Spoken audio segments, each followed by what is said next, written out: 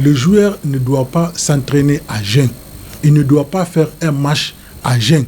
Moi, je conseillerais à tous les sportifs, surtout les sportifs de haut niveau, ou quel que soit votre genre, quel que soit le sport que vous pratiquez, les conseils que je vais vous donner, c'est de pratiquer le sport après la rupture.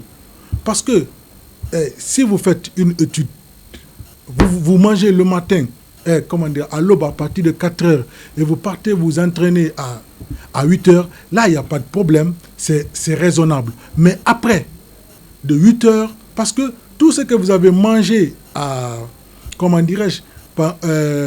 l'aube, exactement, peuvent rester dans l'organisme jusqu'à 11 heures. Mais si vous faites des exercices physiques, je crois que votre alimentation, parce que la digestion d'abord, c'est quoi?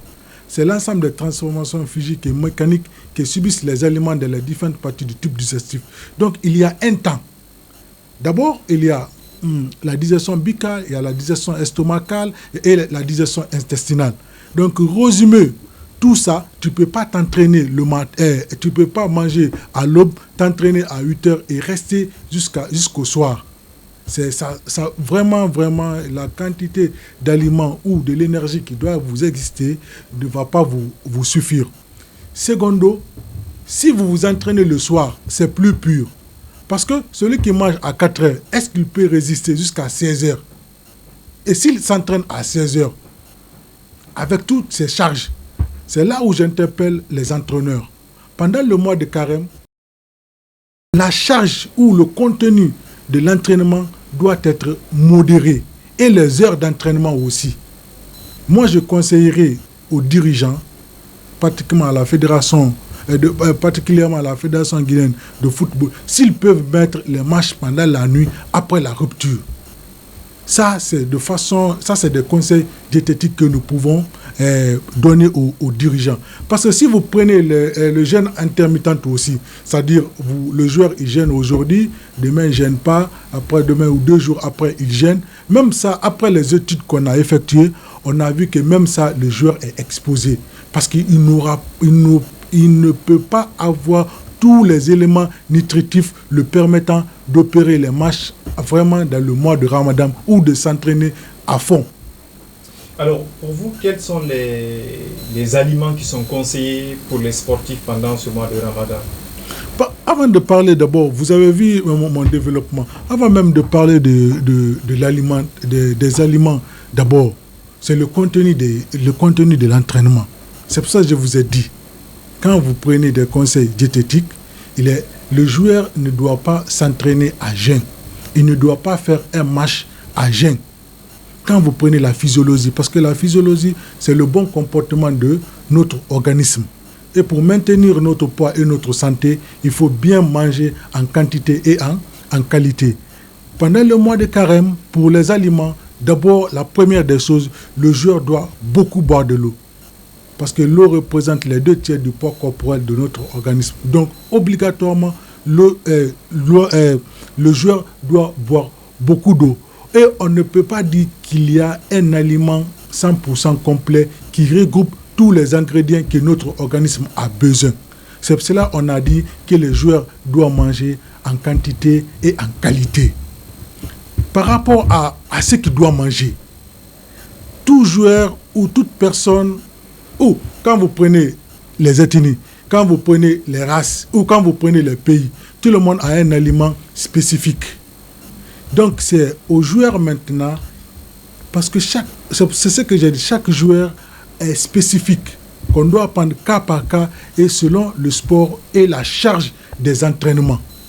Par exemple, quand vous prenez le matin, on doit bien manger parce que d'abord le matin c'est le café, du beurre, du pain, ainsi de suite. Il y a beaucoup d'aliments et du jus aussi parce qu'il a besoin du sucre. Alors, à la rupture aussi, comme d'habitude, parce que tu ne peux pas changer ton aliment. Nous sommes habitués au riz. Quand le Guinéen ne mange pas le riz, il dira qu'il n'a rien mangé. Donc, c'est l'alimentation qu'il a l'habitude de manger. Moi, je conseillerais de maintenir les mêmes aliments. S'il faut, renforcer à la rupture par l'eau, de boire beaucoup d'eau, parce que celui qui gêne de 4 heures ou de 5 heures jusqu'au soir, il aura besoin beaucoup d'eau. Sinon, il va perdre en poids et sa santé va se détériorer. Mes conseils, c'est de dire aux joueurs de s'abstenir de gêner.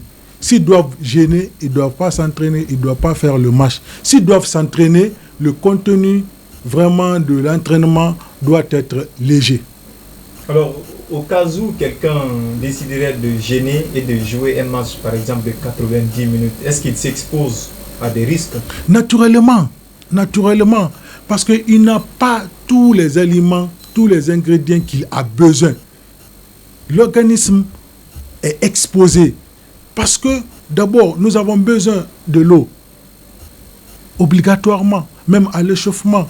Pendant la journée, nous avons besoin de l'eau. Il y a les compléments aussi nutritifs que le joueur prend. Un exemple, le joueur prend de la banane, du chocolat, du jus. Tout ça, c'est pour lui donner la force, lui donner de l'énergie. S'il est coupé de ça, cela veut dire qu'il est exposé.